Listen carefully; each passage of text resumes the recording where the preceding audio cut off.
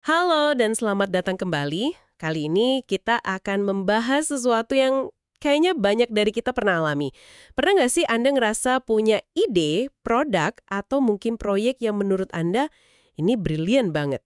Tapi pas Anda coba jelaskan ke orang lain, entah itu investor, atasan, atau teman, responnya ya cuma anggukan sopan atau tatapan kosong. Seolah-olah mereka nggak lihat apa yang Anda lihat. Nah, sumber yang kita bedah kali ini dari buku The Cheat Code ngebahas persis soal ini. Ini bukan soal produk Anda kurang bagus, tapi soal cerita yang Anda sampaikan. Jadi pembahasan kita kali ini adalah membedah strategi mengikat diri pada visi yang lebih besar. Tujuannya, mengubah cara orang melihat ide Anda dari sekedar barang jadi sebuah gerakan. Oke, mari kita mulai bedah konsep ini. Yap, konsep ini intinya adalah soal merekayasa ulang percakapan. Seringkali kan kita secara naluriah mulainya dari apa, produk ini bisa apa, fiturnya apa aja.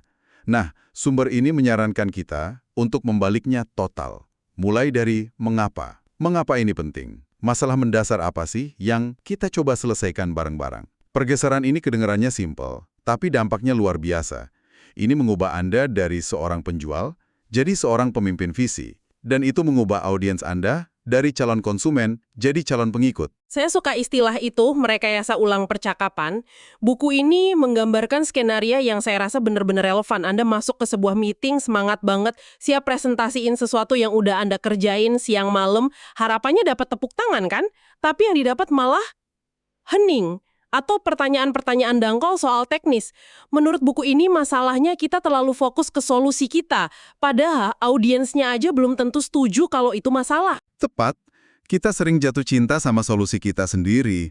Padahal langkah pertamanya itu, bikin orang lain jatuh cinta sama masalahnya dulu. Penulisnya pakai analogi yang efektif banget di sini. Coba bayangin Anda berdiri di depan ruangan dan bilang, saya akan mengatasi kemacetan lalu lintas. Anda nggak perlu jelasin panjang lebar kenapa macet itu nyebelin. Semua orang di ruangan itu, dari CEO sampai anak magang, pernah ngerasain benci macet. Dengan satu kalimat itu aja, Anda udah dapat persetujuan emosional mereka. Mereka udah di pihak Anda, bahkan sebelum Anda nunjukin satu slide pun. Sakit yang universal ya. Dengan gitu, kita nggak perlu buang energi buat yakinin orang kalau ada masalah. Kita bisa langsung fokus memposisikan ide kita sebagai jawaban terbaik. Ini mengubah dinamikanya total. Tapi gimana penerapannya di dunia bisnis beneran? Saya jadi penasaran, sebuah visi yang kedengerannya muluk-muluk, apa nggak malah berisiko dianggap naif? Terutama buat investor yang fokusnya ke angka. Pertanyaan bagus, dan ini ketakutan yang wajar sih. Coba kita lihat contoh klasik yang dibahas di buku ini, Google. Visi awal mereka bisa aja membangun mesin pencari dengan algoritma PageRank yang superior. Itu sangat konkret, teknis, dan mungkin menarik buat beberapa investor. Tapi itu bukan visi yang mereka jual ke dunia. Visi mereka adalah menghubungkan informasi dunia. Beda banget ya. Membangun mesin pencari yang lebih baik itu kedengerannya kayak tugas buat insinyur di garasi. Tapi menghubungkan informasi dunia itu kedengerannya seperti sebuah tujuan mulia, noble cause. Sesuatu yang bisa bikin desainer, manajer marketing, bahkan akuntan jadi semangat buat gabung. Persis. Dan disinilah jawaban buat pertanyaan Anda soal investor. Visi yang besar itu nggak menghilangkan kebutuhan akan angka yang solid. Justru sebaliknya. Visi itu memberikan konteks mengapa angka-angka itu jadi penting. Visi menghubungkan informasi dunia itu ngasih Google lisensi untuk bermimpi lebih besar. Jadi bahan bakar buat proyek-proyek kayak Google Earth, Google Books, sampai mobil tanpa sopir. Semua itu kan manifestasi dari visi inti yang sama. Investor jangka panjang itu nggak cuma investasi di produk, tapi di kemampuan tim untuk terus berinovasi di bawah payung visi yang besar itu. Oke, masuk akal. Visi besar itu kayak kanvas yang lebih luas ya, jadi bisa melukis lebih banyak hal di masa depan. Tapi bukannya ada resiko juga di sini. Kita sering lihat perusahaan pasang slogan-slogan mulia di dinding kantornya, tapi kenyataannya di lapangan beda banget. Gimana caranya perusahaan mastiin visinya itu nggak cuma jadi jargon marketing kosong, tapi benar-benar jadi DNA perusahaan? Nah, itu tantangan terbesarnya. Visi tanpa eksekusi yang konsisten itu, ya halusinasi. Kredibilitas sebuah visi diuji setiap hari lewat ribuan keputusan kecil. Di kasus Google, komitmen awal mereka pada Don't Be Evil itu kan upaya untuk menanamkan visi itu ke dalam etos kerja. Tentu, seiring perusahaan jadi raksasa, menjaga konsistensi itu jadi jauh lebih sulit. Dan mereka juga nggak luput dari kritikan. Tapi poin pentingnya adalah, visi yang kuat harus jadi kompas internal. Jadi filter buat para pemimpin dan karyawan untuk nanya, keputusan ini bikin kita lebih dekat nggak untuk menghubungkan informasi dunia dengan cara yang bermanfaat? Kalau jawabannya tidak, ya mungkin itu keputusan yang salah. Nggak peduli seberapa untungnya dalam jangka pendek. Ini jadi bikin saya mikir, contoh Google kan. Teknologi banget ya, Silicon Valley banget. Apa prinsip ini juga berlaku di luar sana? Maksudnya, gampang gitu ngebayangin visi besar untuk teknologi. Tapi gimana dengan industri yang lebih tradisional? Sangat berlaku. Dan sumber ini ngasih contoh yang sempurna buat ngebuktiin itu. Disney. Kalau Anda tanya Disney itu jual apa, jawaban pertama mungkin film, taman hiburan, atau mainan. Tapi itu semua apanya.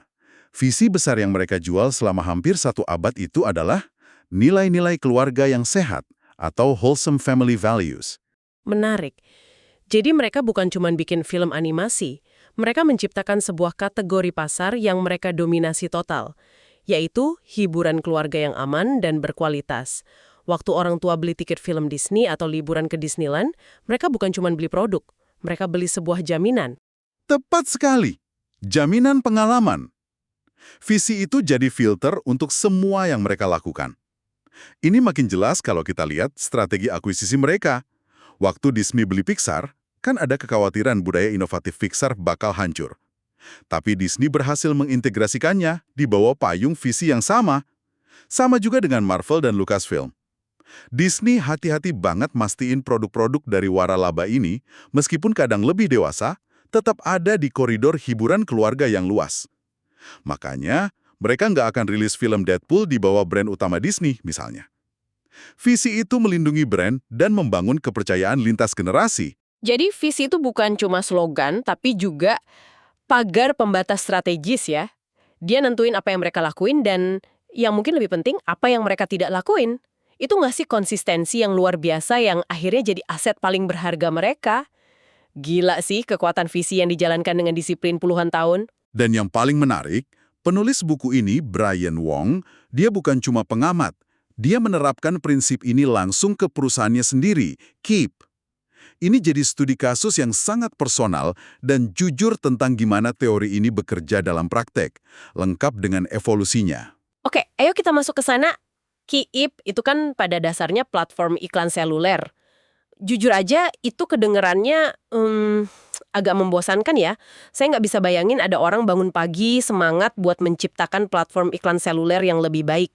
Jadi gimana mereka membingkainya dalam visi yang lebih besar? Nah, itu dia masalahnya. Kalau mereka jual ide iklan seluler yang lebih baik, mereka bakal bersaing dengan ratusan perusahaan lain dengan fitur yang beda-beda tipis. Sebaliknya, mereka mendefinisikan ulang misi mereka. Visi mereka bukan tentang iklan sama sekali. Visi mereka adalah membantu orang jatuh cinta pada produk. Tunggu. Membantu orang jatuh cinta pada produk. Itu pergeseran yang radikal banget. Gimana caranya sebuah platform iklan bisa melakukan itu? Iklan kan biasanya justru ganggu dan bikin orang benci sama produk. Pertanyaan Anda itu tepat kena ke inti inovasi mereka. Mereka lihat iklan tradisional itu modelnya interupsi.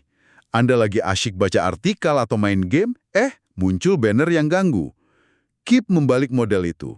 Mereka nanya, kapan sih momen terbaik untuk ngenalin sebuah merek ke seseorang? Jawabannya, bukan pas mereka keganggu, tapi pas mereka lagi seneng dan merasa berhasil. Mereka menyebutnya momen puncak pencapaian atau peak moments of achievement. Oh, saya ingat bagian ini.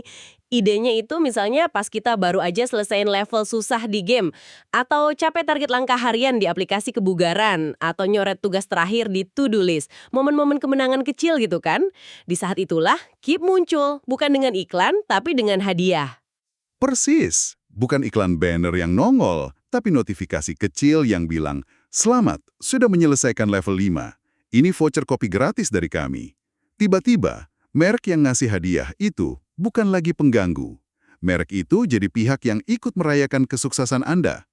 Hubungan emosionalnya berubah total. Merek itu jadi terasosiasi dengan perasaan positif. Keep nggak lagi jualan ruang iklan, mereka jualan momen kebahagiaan yang disponsori.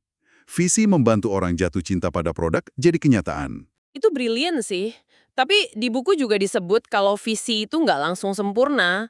Awalnya mereka cuma fokus di game kan, karena momen pencapaian di situ jelas banget. Naik level, ngalahin musuh. Betul, dan ini pelajaran penting lainnya. Visi mereka berevolusi. Setelah beberapa waktu, mereka menyadari sebuah kebenaran baru, gitu istilah penulisnya. Kisah Kips ini menunjukkan kalau visi awal itu nggak harus dipahat di batu. Justru sebaliknya, ia harus hidup dan bisa beradaptasi. Mereka sadar kalau momen-momen kemenangan kecil ini terjadi di mana-mana, di berbagai jenis aplikasi. Selesain daftar belanjaan di aplikasi to-do list, catat rekor baru di aplikasi lari, kuasai satu bab di aplikasi belajar bahasa. Itu semua kan momen pencapaian. Waktu mereka memperluas visi dari momen pencapaian dalam game, jadi momen pencapaian dalam kehidupan sehari-hari, penulisnya bilang saat itulah bisnis mereka jadi super exciting. Dan ini pelajaran yang sangat berharga buat Anda yang mendengarkan. Visi yang kuat itu nggak berarti kaku. Ia bisa dan harus tumbuh seiring pemahaman Anda yang lebih dalam soal pasar dan kebutuhan manusia. Fleksibilitas ini bukan tanda kelemahan, tapi tanda kedewasaan.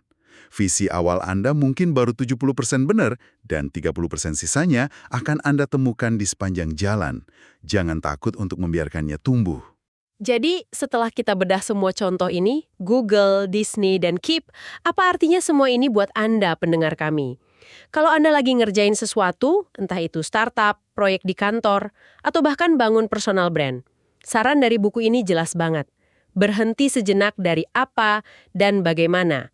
Mundur selangkah dan temukan mengapanya. Intinya adalah menemukan narasi yang lebih besar dari sekedar produk atau layanan Anda. Temukan masalah universal, sebuah kebenaran manusiawi yang bisa dipahami dan dirasakan banyak orang. Jadikan itu misi Anda. Google ingin membuat pengetahuan bisa diakses. Disney ingin menciptakan kebahagiaan keluarga. Keep ingin mengubah iklan dari gangguan jadi perayaan. Semua ide ini jauh lebih besar dan lebih beresonansi secara emosional daripada deskripsi teknis produk mereka. Benar banget. Dan buku ini menutup babnya dengan sebuah pertanyaan yang sangat langsung yang mau saya sampaikan juga ke Anda. Setiap orang punya visi. Apa visi Anda? Ini bukan pertanyaan yang gampang dijawab dalam 5 menit. Ini ajakan untuk benar-benar merenungkan dampak yang ingin Anda ciptakan di luar sana. Mungkin jawaban atas pertanyaan itu adalah kunci untuk mengubah cara Anda bicara tentang pekerjaan Anda dan yang lebih penting, cara orang lain mendengarkannya. Pada akhirnya, perbedaan antara sebuah produk yang bagus dan sebuah gerakan yang mengubah industri, ya terletak pada visi yang diusungnya. Ketika Anda berhasil mengartikulasikan visi itu, Anda melakukan lebih dari sekedar menjual. Anda mulai membangun komunitas. Anda mendapatkan loyalitas yang nggak bisa dibeli, baik dari tim internal Anda yang merasa kerja untuk sesuatu yang bermakna, maupun dari pelanggan yang merasa jadi bagian dari misi yang lebih besar dari diri mereka sendiri. Itu poin yang penting banget. Visi yang kuat itu bekerja ke dalam dan keluar secara bersamaan. Dan saat kita akan menutup pembahasan ini, ada satu pemikiran terakhir yang muncul dari semua ini. Coba pikirkan ini. Visi yang benar-benar kuat dan berhasil, itu bukanlah visi yang terus-menerus Anda umumkan pakai pengeras suara. Tanda kesuksesan sejati sebuah visi adalah ketika orang lain mulai mengumumkannya untuk Anda. Saat pelanggan Anda menjelaskan perusahaan Anda ke temannya, bukan dengan nyebutin fitur, tapi dengan menceritakan misi Anda. Atau ketika media nulis tentang Anda, dan mereka langsung nangkap mengapa di balik semua ini. Mungkin ujian sesungguhnya dari sebuah visi adalah ketika Anda bukan lagi satu-satunya pencerita utamanya.